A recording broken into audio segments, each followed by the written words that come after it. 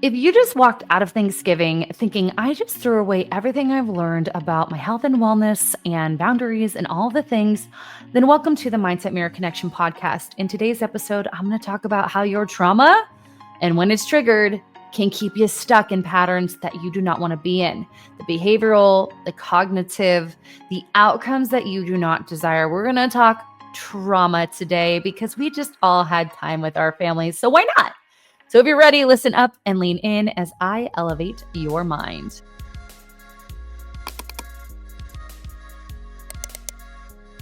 The T word, trauma. Yes, I was listening to an awesome podcast on this very thing. And I thought, you know what? I haven't really talked about this in a while. I had a mindset mastery on your beliefs about yourself and how those affect your relationships, which everything I touch on is about trauma. So I'm going to talk about it specifically today, what it is, what it looks like, what it does to the brain, and then how it keeps us stuck. One of my favorite things to say is like your hate towards your body usually has nothing to do with your body itself. Your hate towards food usually has nothing to do with food itself. It's the narratives that you have about yourself that are created out of trauma. So we are going to talk about that. Check out the show notes below to fast forward to when I start that conversation, as I'm going to banter for some time. Don't forget, guys, we have the last couple of days of our Black Friday deals. Check out the links in the show notes below. These will end today. So make sure that you take advantage of them. For the month of December, we will be running a totally different campaign. So look forward to that as well. Also, if you have not already, please subscribe and follow to our channel, iTunes, Spotify, our YouTube page at The Mindset of Matter. We love all of our followers. We are slowly getting up there. The more that you follow and rate and review, the better we get to be via all of those social media's eyes, and they will share us with more people. It's something you can do for us that is no cost to you, and it would mean so much. So please, please, please go do it. Why haven't we done it already? Right? All right. So I have been busy making changes to our programs. For those of you who don't know, we used to have a cohort style group coaching program where everyone went through the mindset method together. They had a weekly group call together and they got to process where they're at. And I've talked to a lot of different people in the industry, mentors, and others. And I really wanted to open this up to like a membership program, right? Where you can, go through the mindset method, have group coaching calls, but then also have a place for nutrition and exercise. So I've been kind of messing around with the thoughts. I've talked to a couple of clients about it. So we're just ironing that out. And we're going to have announcements about it in the next couple of weeks. So I'm really excited. And this is a great opportunity to work with us. It is in a group capacity. It is a membership. It's month to month. You can get so much from it, especially the mindset piece. I run the group coaching calls, which for those of you who have not heard, starting in January, I will only be taking 10 to 12 clients per year. And it's going to be a year-long commitment. It's going to be a very concierge level type of training and coaching from me. So that's going to be available, but it's also at a concierge price. So this gives us opportunity to help as many people as possible because I really want, while our one-to-one coaching is that it's all customized and beautiful and every single person gets something different out of it because of who they are, where they are, and what they need. Our group coaching is going to still offer a level of that, but at a price that's affordable to more people. So working on that. Let's see what else we're still working on the damn she shed. I can't wait till this thing is done. I cannot wait. You guys, so just to let you know, I know you guys already know this, like my office is in my gym. So it is now it's only 2:49. My husband likes to work out in the evenings. So anytime I have to work past 5, I have to move to another room. And I'm over it. I want my own space. Like I need to work, later in the day, especially as the time changed. All my Pacific Standard Time people who get off work at 4:30, that's 5:30 my time, right?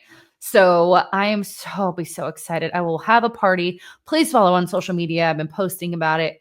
Got a great workout yesterday, sanding down some shit on the walls. I don't even know what's on the walls. Speaking of that, my nails, as you'll see for the first time ever on this podcast, are not done. I feel completely naked. I feel weak. I feel exposed because I need to tell you a story. I mean, look at how janky this thing is. As my pinky now has a U shape in the middle of it. Like, what the hell? I have been filing them to try to keep them going, but I don't want to go get them done. And I popped them all off because of the stuff we're doing in the shed. But I worked at a sports bar for between undergrad and graduate school. And if you showed up with chipped nails or chipped paint, they made you take your nail polish off and put a clean coat on it because they were so big about you handing your food to a customer with nice hands. And I get that. I get it. I get it now. And now I feel like, I don't know what I feel like. These things are sad, you guys. They're sad. I need to go see my girl Tracy. She's probably wondering where I'm at, but I gotta wait. I gotta paint in this thing. Gotta put up the sounding boards. Gotta put up our TV. Oh, it's gonna be so awesome. I'm putting a TV in there. We have a mini fridge we have like a game room in my house. So I'm gonna put the mini fridge in there so I can have little snacks and little drinks. We'll have a little playpen that will pop up for baby. Dude, you guys, I'm going to cry my eyes out when I meet this child. Like, I don't think y'all understand how much this means to me as Amanda's friend, to me as friends with Michael and Amanda, as someone who supported them through their relationship and like to see them become parents in a healthy way. Some people will do that in a non-healthy way, but they've done it in such a healthy way and really trying to grow in their relationship. It's just going to be so magical. And I can imagine what she's going through right now because I'd be like, get this fucking baby out of me. But she's been texting me all day and she's like, yeah, I've got to take this stuff. She'll share her story. I don't want to share it, but yeah, it'll be very, very exciting. And we can't wait to share it with our community. You guys have been here too, listening this whole time. We literally started this podcast weeks before she knew she was pregnant. I think she knew she was pregnant when we started it, but we didn't want to tell anyone until a certain time, if I recall correctly. So very exciting at the Mindset Mirror Connection community, at the Mindset of Matter community. Also, she is going to have a video blog on YouTube on her postpartum experience. So you'll definitely want to check that out once it's up and running. I was thinking, so I have been trained, I've shared this before. I am trained in post-induction therapy, which is a codependency model. It's actually the model of therapy that the Meadows Rehabilitation Center, which is an inpatient treatment center that all the celebrities go to. Rachel Raquel was there. Tiger Woods was there. So many people go there. I'm trained in that specific model. And funny thing is when you go through the training, you're supposed to actually go through the model with your own shit. But the way that I was trained was through my mentor, who was given permission by Pia Melody, who created the training, to teach others. At least that's what he told me. So he trained me in it, but we didn't go through the exposure, like the actual part of it with me. So I thought, you know what? I'm going to hire someone to do this. And I was thinking about it. I'd like to do a video like series on my experience with it. I'm just not sure if anyone would watch it. So if you guys want to learn about this model of codependency and what it looks like to go through the healing process, I'd be glad to share that with you. The other thing I've been toggling is starting a separate podcast on relationships and dating. I have a dozen or so clients that I see solely for that reason, like relationships, dating. I have one that's just kind of more life coaching. And it's I mean, these women, the way that they transform into these confident, secure women in this process has been such a blessing to be a part of. And I was thinking, what would be cool about another podcast is having an aspect of reality TV. So basically, you have whatever, education I'm doing, but then my love for reality TV, we bring in like a couple and I almost like do an assessment of them. So we've been playing around with names, but then I put all these names on Instagram and everyone was voting. Red Flags and Roses was the one that had the highest number, but there's a Red Flags and Rose podcast. So literally almost every name I looked at is already taken. I probably should have done my homework, but I didn't. That's what I do. So if you can think of any fun names, positive or even cringy, um, cringy, cringe, ick, relationship glow up, that's taken. Dating decoded, that's taken. Dating detox, also taken. What were the other ones we did? Yeah. Reality check, love edition, or something like that. Love Actually. What was it? Love Actually Explained.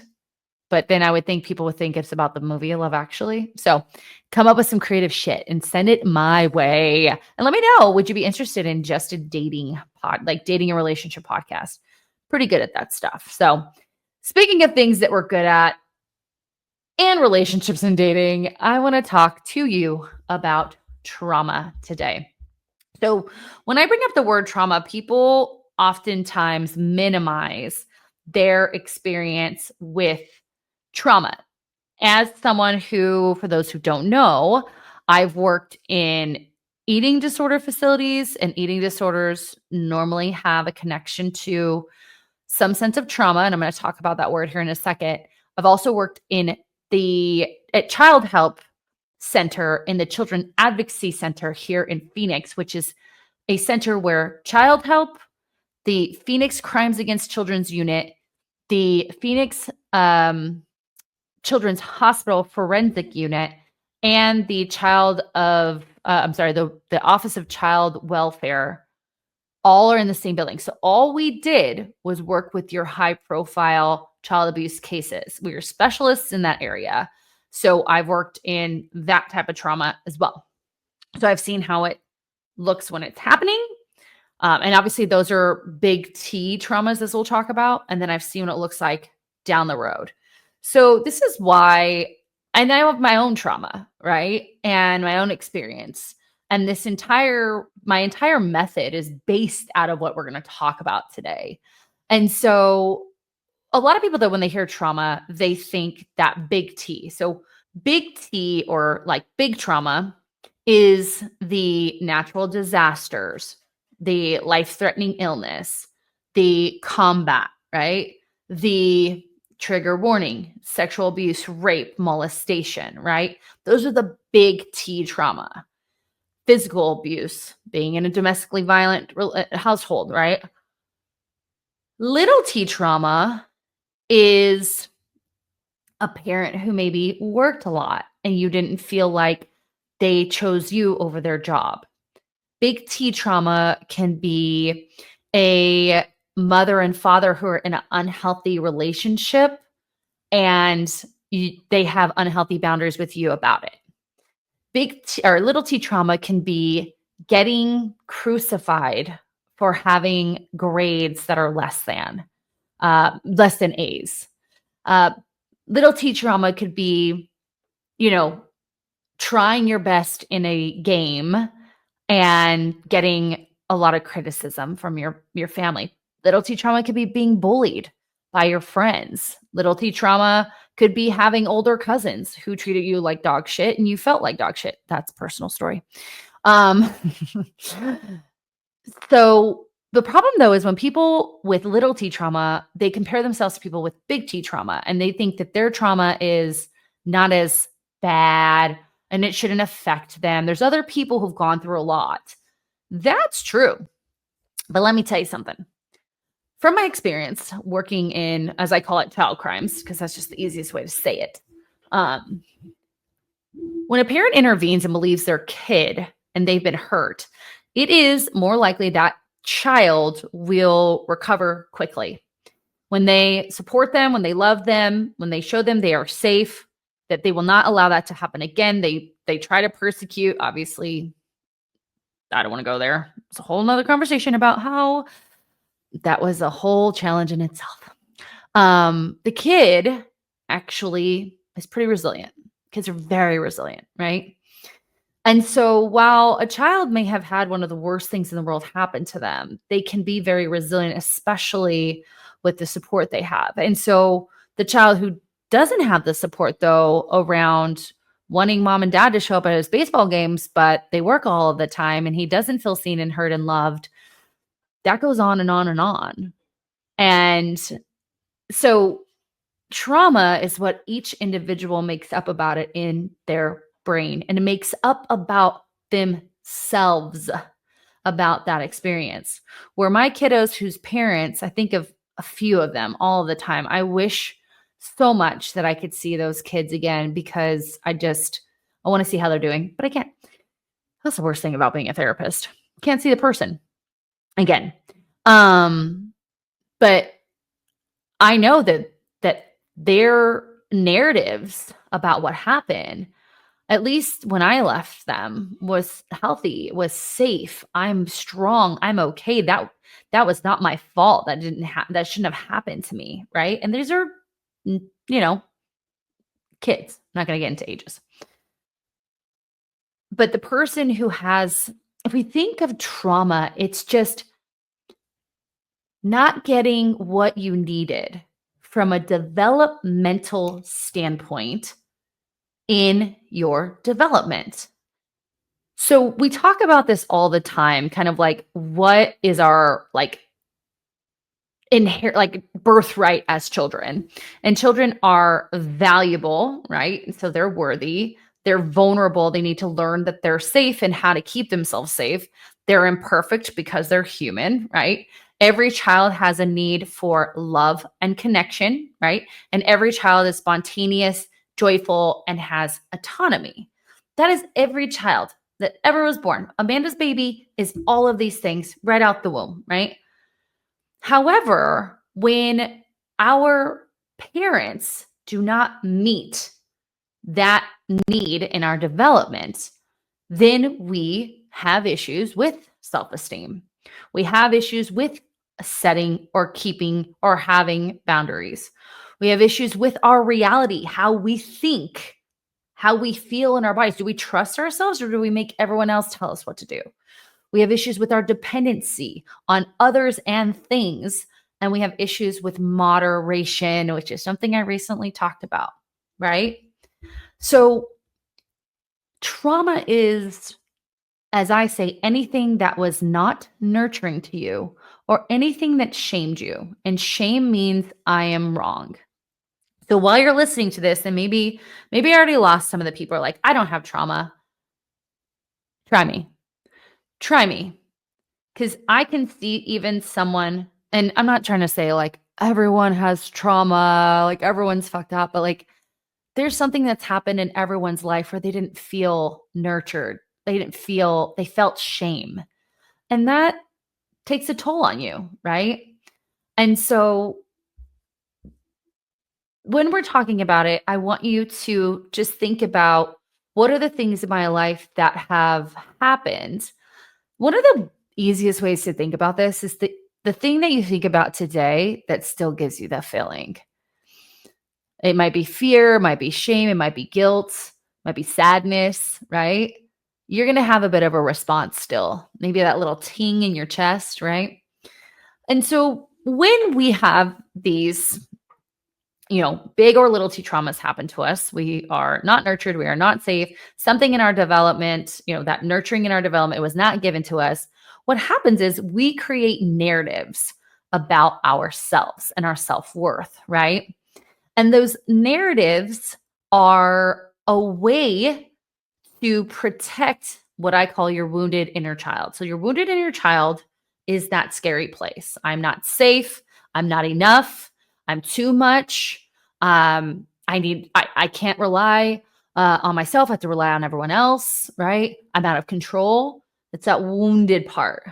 The narratives that we make up about ourselves are going to eventually become our ego.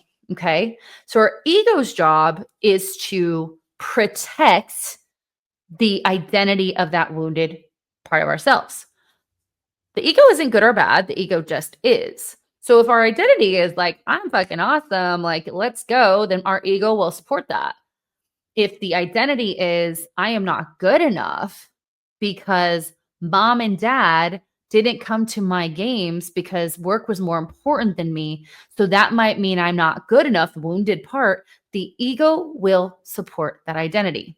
That's where the inner critic and the beliefs about yourself come to be. And over time, remember, our brain has a confirmation bias. It's going to look for evidence to support that narrative. And every time mom and dad don't show up, or you call and they miss your call, there it is. There's more evidence to support that I'm not good enough, right? And that's cognitive. Physically, though, we will go into fight, flight, or freeze, right? And for a lot of us who have had this kind of drip trauma, if you will, just like over time, I always would tell my clients, like, if I just poked you with the needle once, not a lot's going to happen. But if I do that in the same spot every day for 10 years, 15 years, 20 years, 50 years, it's going to cause some damage, right? And so that's what drip trauma is to me. For those of us who have that kind of drip trauma, that needle poking every single day, we may not feel like we can get out. And that's where that freeze part of our nervous system happens. And we just get stuck and we dissociate and we are not grounded. We are not present. We are trying to survive, right? Whereas in fight or flight, we believe we can get out. We can fight our way out or we can run away, right? And so physiologically, there are different things that go on in the body. We're not going to talk a lot about that today. I really want to focus on the mental barriers that trauma provides us. So I want to go into these 5 core issues and then how they manifest into beliefs and or actions or inactions that keep that part of your identity stuck. These are all based out of the codependency model. So as I mentioned, children, again, are valuable, right? They have an identity. They're worthy of that identity. That identity is their own, right? And they will grow into that identity. The problem is that when the birthrights are not met, adults can become, their self-esteem can become shameful versus grandiose. You've heard me say this before, so I'm glad we're finally talking about it. I am bad versus you are bad. I am bad. I am not enough. I am the problem. That's shameful. You are bad. You're the problem. I am fine. That's grandiose. Okay. So that's how not receiving that value and who you are in your existence, right? And we think about parents who push narratives on their kids, or, that dad who wants his son to play football, but son doesn't want to play football, but he feels like dad won't love him if he doesn't play football. He's creating an identity for this child that's not his own, right? The kid's like, I don't want to play football. He's like, you're going to play football, right? So that identity piece is so important. Or even just the way we talk about us as a family. Like, I think of some of the clients I worked with who were very, very well off, but the way that the child perceived that as we are better than others. Now, the parents are just trying to do their best, right? We don't, we do, as we say, Maya Angelou says, like, if I knew then what I knew now, I would have done better, right? Your parents were just trying their best. They probably have their own shit and they're just trying to figure it out with the example that was provided for them, or they're just doing the opposite of the example that's provided for them, right?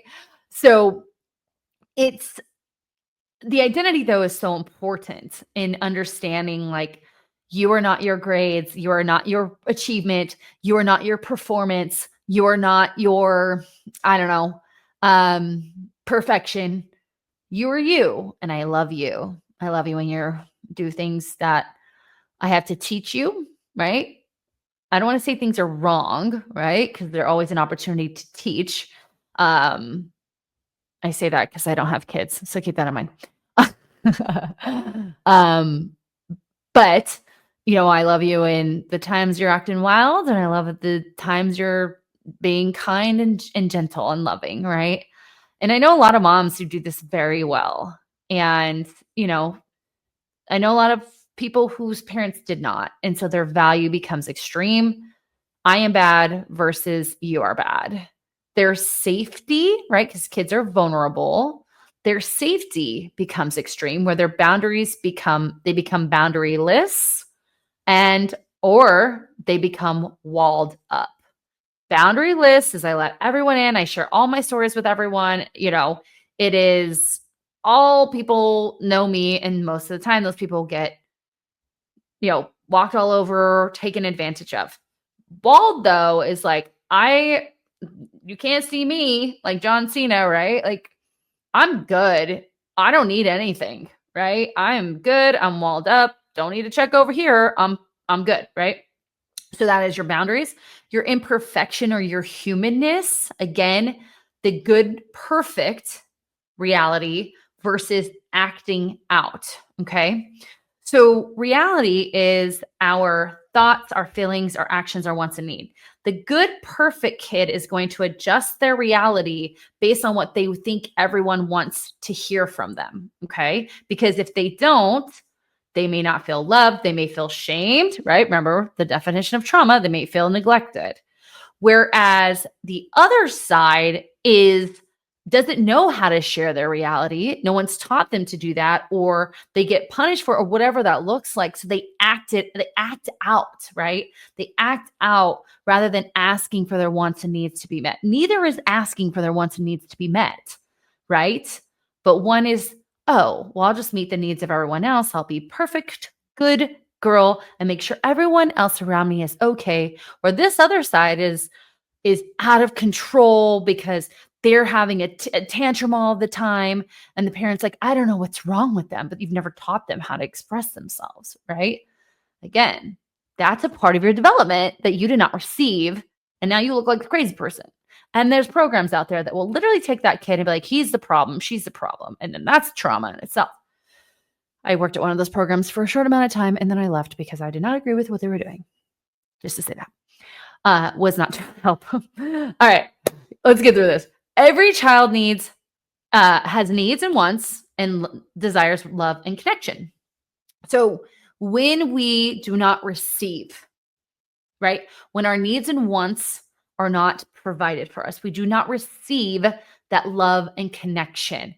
Again, I'm just using the example of a parent working all the time and missing the kids' things. That's or the parent who had a cold parent themselves and they cringe at feeling, their child hug them, right? Or maybe the parent is a survivor of abuse and they just feel very disconnected, right? What the kid learns, or one very important, is the parent is enmeshed. There is no boundaries with the parent. So the kid becomes like the parent does everything for that child, right? The child can do no harm, no wrong. And you might be thinking, what's wrong with that? There's no autonomy there, right? Because the kid, is going to have things that he needs to learn from and things that they've excelled in. So the child who doesn't receive the love and connection or receives too much, right? The parents' wants and needs are more important than the child's. That kid will be needless, wantless, right? Or I'm needless, wantless. It's because I'm usually taking care of someone else, parent being. So don't worry about me. Like, I don't need anything. I'm going to take care of you. Or they're overly dependent on people. And that's where we see those attachment, the attachment wounds that we've talked about before. Your avoidant attachments are needless, wantless. Your dependent or your anxious attachments are the ones who are dependent. And so when we, again, don't get those needs met in development, we didn't get the nurturing, we were shamed, we were guilted. This is what happens. And last but not least, kids are spontaneous and joyful. They have autonomy in themselves, right? And when a child is not allowed to be a child, make mistakes, say stupid things, fall down, break stuff. My friend's daughter would spill every single cup that you put in front of her. It was baffling. I was impressed by this girl. And she would get frustrated, but at some point she was just like, she's going to spill it. Like, I have to accept this. But the problem, though, is that when we try to control a child, right? And say, no, don't do that. You're being bad, or that's wrong, or I'll give you whatever parents say, right? When kids are being kids. I interrupt this episode to bring you the Mindset of Matter Black Friday specials that you will absolutely want to take advantage of. For the first time ever in my program, I'm offering $500 off of the one-to-one Mindset Method program. This is the program that Amanda and I talk about. Whenever we're talking about clients we've done one-to-one coaching with. This includes a weekly call with your coach, access to the Mindset Method curriculum, access to customizable exercise and nutrition coaching based on everything we talk about, and so much more. And for the first time ever, we are offering $500 off with a paid in full purchase. Number 2, we now have a new group coaching program, the Mindset Method Movement. And for the first time, we are offering 1 month free with a 3-month commitment. So for 3 months, you get 4 months instead, or 3 months free with a 12-month commitment. So for the price of 12 months, you get 15 months instead.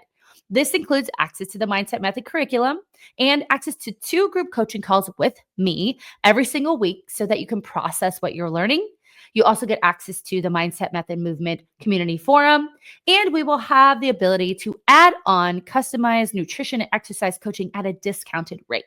So check out the show notes below for the links to any of those programs. And just as a reminder, giving the gift of health and wellness is one of the greatest gifts you can give to someone. So if you think someone could benefit from these amazing programs, please take advantage of this throughout the month of November. Now, back to the show.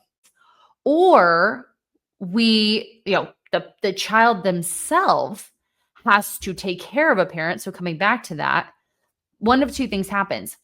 We have issues with moderation. We either are over controlled or we are out of control.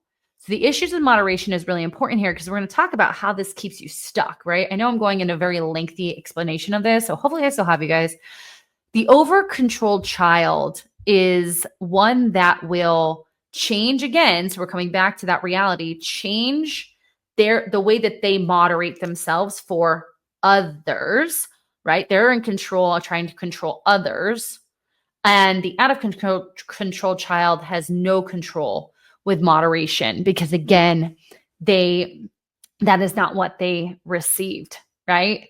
So a child being spontaneous and spilling the milk, right? A parent could have shamed them for that, right? A child could have been spontaneous and cleaned the house, right? Not something they should be doing, but maybe that's what they learned and they got praised for it, right? So now one is controlling their moderation for others, the other is out of control. So what does this mean for you guys? Probably been trying to figure it out. The important thing about this is understanding how our neglect creates unconscious patterns of thinking about yourself. I'm not good enough. I'm dependent on people. I can't handle being alone. That's a big one I see. It doesn't sound that way. It's like, oh, but what if I end up alone? Like it usually doesn't happen, but there's just this fear, right, of leaving someone who is not healthy. Even the dependency on food, right? The dependency on exercise as a way to cope. That is a behavioral issue that we'll get into based on the narrative. I'm out of control. I am dependent. I can't do this myself. And that narrative, we turn to food as a means to control, to feel dependent on the food, right? So what we want to think about is of those 5 core issues, the valuable, the imperfection, the spontaneous and open, the imperfect, and I forgot the other one, love and connection, right? Of those 5, when we didn't receive it, we need to think about what side of the aisle we fall on. I'm bad versus you're bad. I'm going to link a doc that I made for my life coaching program in the show notes. It'll have all of this written out for you guys. Then from there, think about, what do I say to myself when I'm in the I am bad, wounded place? I'm not good enough. I'm unworthy. I'm worthless, right? What is the story you tell yourself? I'll never have this. Everyone else gets it. Nobody wants me. No one will ever love me. I'm unlovable. What is the story you tell yourself based on the struggle you have? You may not, most people don't struggle with all 5 of those areas. Some people do, and that's okay. Most people will have 1 or 2 areas that their biggest thing. I'm working with a client right now, and her biggest area is that she was put on a pedestal because all of her siblings are addicts but her. And if she's okay, that made mom and dad look good. But guess what that took from her? Autonomy, identity, and she is always changing the way she acts to appease everyone else. And it's fucked her up, right? So we're working on that. So for her, it's everyone else before me. I don't matter. Everyone wants to take from me, right? I've got to take care of everybody else because that's the narrative. And she gets in relationships with people that support that narrative, right? So what is the narrative you tell yourself out of those 5 areas? That's why I wanted to bring this in, guys, because it kind of like, it helps to organize this in your mind. The narrative is incredibly important because, again, our beliefs dictate our behaviors, dictate our outcomes. If I am out of control, my parents said that I'm too emotional, I'm so sensitive, I can't control my feelings, right? I'm going to believe, and my ego is going to tell me I'm out of control because that keeps that identity going. And it's easier for me to tell myself that I'm out of control and that I'm overly emotional and hypersensitive than it would be to hear it from somebody else, because that's more trauma, right? That's more shame. So I say that belief to myself. And when I'm emotional, I'm out of control. So I need to figure out where to control. And that's where food comes. That's where over-exercise comes, right? That's where Googling the next diet for 3 hours or watching TikTok for 2 hours on what I'm going to do next to change my body. That's where that comes in, to provide a false sense of control, right? And so understanding this story, the narrative you tell yourself, is so incredibly important, because before we can do that, we can't change the outcomes. We can't change the behaviors. Now, can we get to the narrative by like backtracking off the outcomes? Sure. All right. Well, I continue to gain weight. I've gained, 5 to 10 pounds year over year. I tend to feel like when I eat certain foods, I feel out of control of those foods. So the outcome is the weight gain. The behavior is eating the foods and feeling out of control. When I'm eating that food, I'm trying to find a sense of control, right? Because food at one point helped me survive. Food was there. It was consistent. It made me feel good. It gave me a hit of dopamine, right? And so backing into it from the outcomes to the behaviors, to the beliefs, is a way you can do it too. But the 5 core symptoms, which hopefully you look at that sheet, that will help you really pinpoint the narrative. Then from the narrative, we're going to look at our behaviors, right? So control is not just reaching for the food, right? Control can be not trying something in fear of failure, right? These are the big things we see with people. The food and the shit, that comes down the line. But it's that idea of I need to be perfect to be worthy. When y'all asses are not perfect, One of your core beliefs, your inherent beliefs is you are imperfect because you're human. But somewhere along the way, you had to be the good, perfect girl.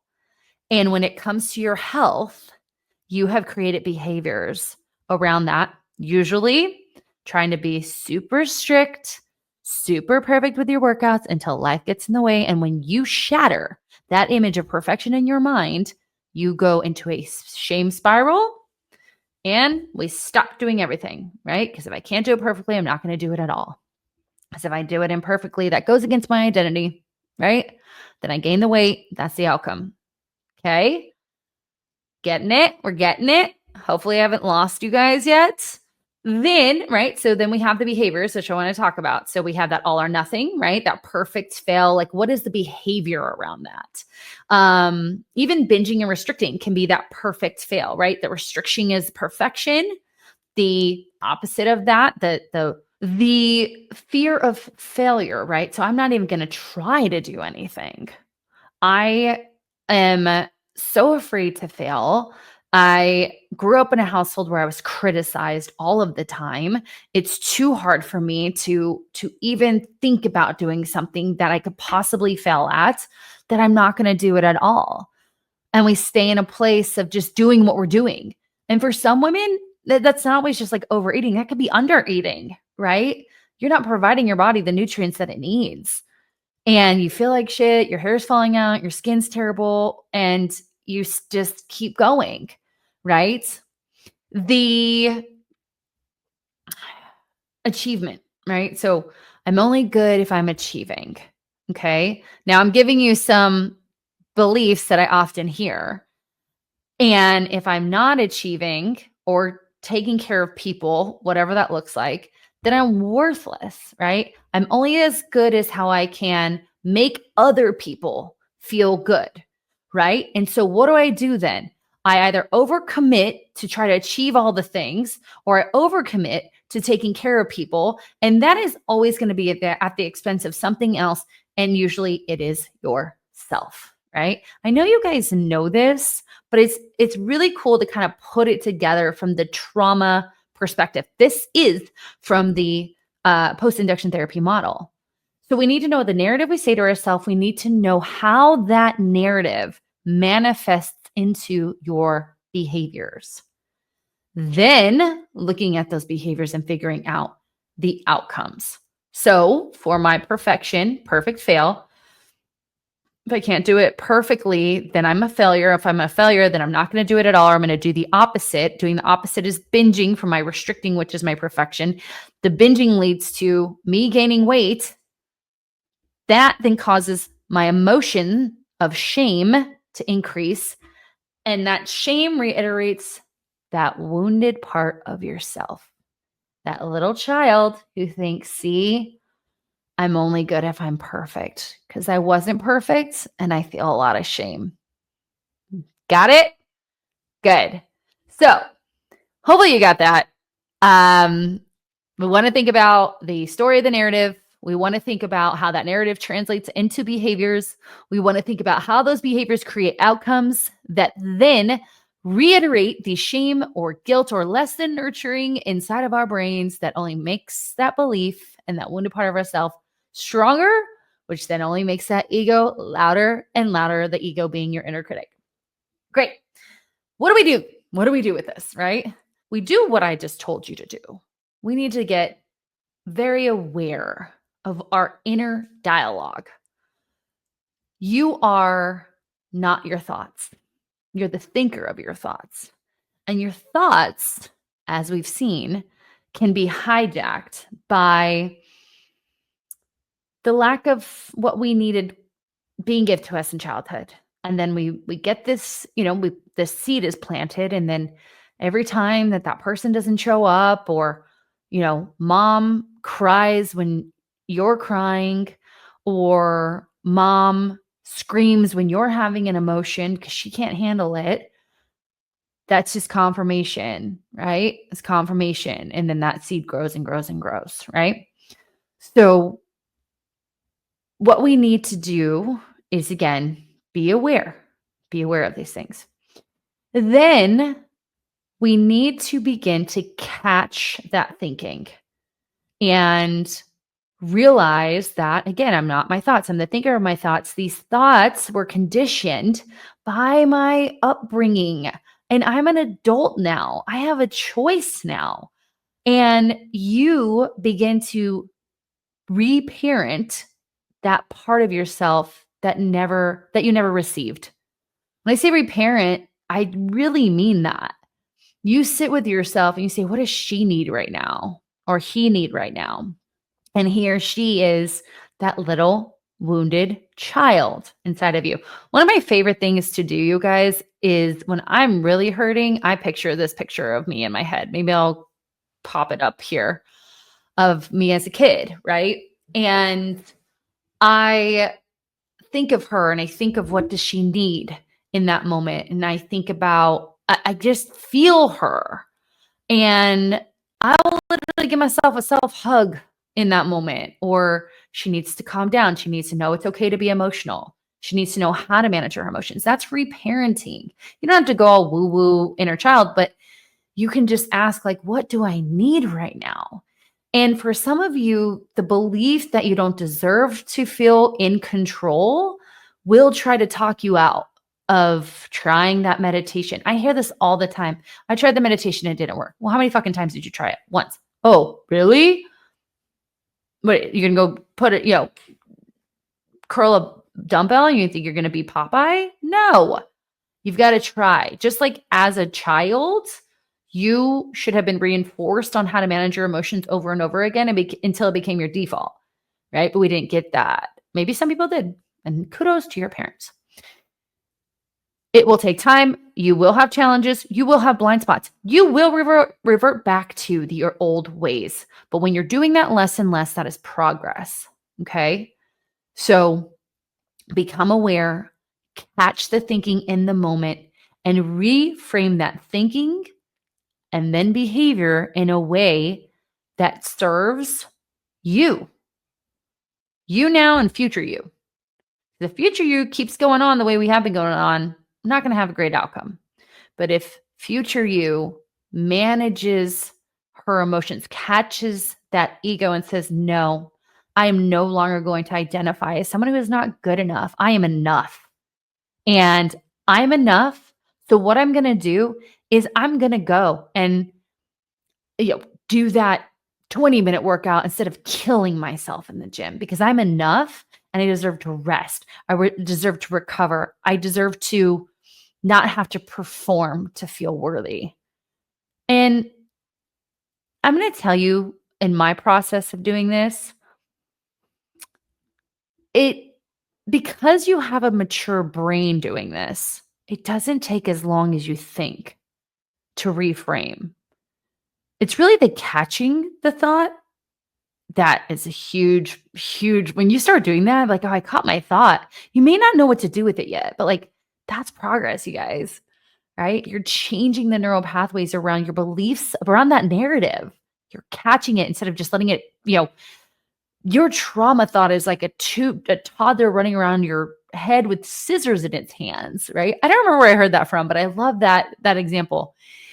And we caught that toddler and we're like, no, give me the scissors, right? They may still be running around, but at least they don't run around with scissors, right? So catching the thought and then reframing it for, sometimes it's just thinking of something else. Sometimes you don't have to. A lot of people talk about like positive affirmation. We might not be there yet. Sometimes you just need to think of the lemon. I talked about the lemon trick. Sometimes you just need to focus on something where you utilize your senses, thinking of a lemon, cutting a lemon open, thinking about how tart that lemon is, the smell of citrus in your nose, thinking about putting that lemon up to your nose, then up to your mouth. Your mouth is watering as I'm talking about it, and my mouth is watering. Sometimes it's just that redirection. Then as we get good with the lemon, then maybe we can start to say, I am safe. I am worthy. I am good enough. I am lovable. I can do things imperfectly and still be a wonderful, worthy human, right? And so catch the belief, right? Reframe, and then replace it with something that is more supportive of whatever it is that you didn't receive, right? And then relearn the behaviors, especially in this case around food and exercise.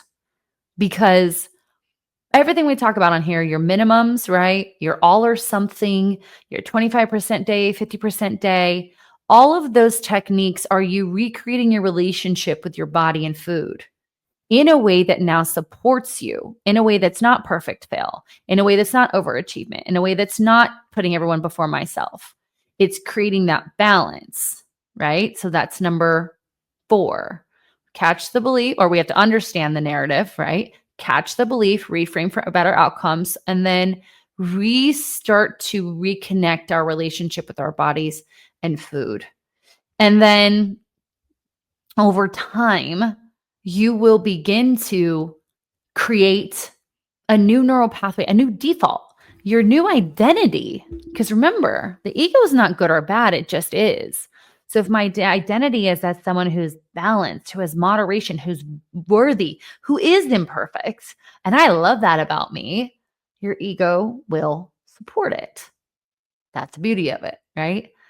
And number 5 is accept it. We can't change the past. There is nothing we can change about it other than accepting that it happened and deciding that it will no longer dictate your life decades later. That is incredibly important. I have accepted everything that has happened to me in my life. I've shared it with people. I've shared my story. I've shared my healing process. I'm still vulnerable on this podcast, right? We talk about it. Shame only lives in the dark, as Brené Brown says. Shame lives alone. It lives in secrecy. When we can accept and talk about it, whether it's with a coach like myself, a therapist like myself, a very supportive friend, a mentor, I already said therapist, talking about it helps to relieve the shame. Accepting what happened helps to relieve the grips of it, right? And knowing that no matter what has happened to you in your life, you can choose to create whatever story you want to moving forward. And that is true. I say that to you because I have done that. I went on my healing journey around the age of 31. I was at the lowest point of my life, and it saved me. It saved me. And it was everything I'm talking to you about with the addition of my spiritual practice. And so that can be another conversation. This will just keep it as is. And so this is how we get unstuck. This is how we manage emotional eating. This is how we manage the binge restrict cycle. This is how we manage the over exercising, the perfection in your health. There's no other way, right? Because if you're someone who just doesn't have this stuff, you're probably doing okay with that stuff, right? So I want you guys to try this. I want you to look at the sheet, right? So we're going to look at the sheet. We're going to look at that middle row. So just real quick, core areas to practice to heal your trauma. So for value, it says loving the self and holding myself with compassionate awareness and esteeming from within. For vulnerable or safety, protecting the self by holding functional boundaries and limits. For imperfection or human, knowing the self by owning my reality, my thoughts, my feelings, my wants, and my needs. To have that love and connection, we're taking care of ourselves through self-care and meeting your own wants and needs, but then also asking if you cannot meet those needs yourself. I added that last part.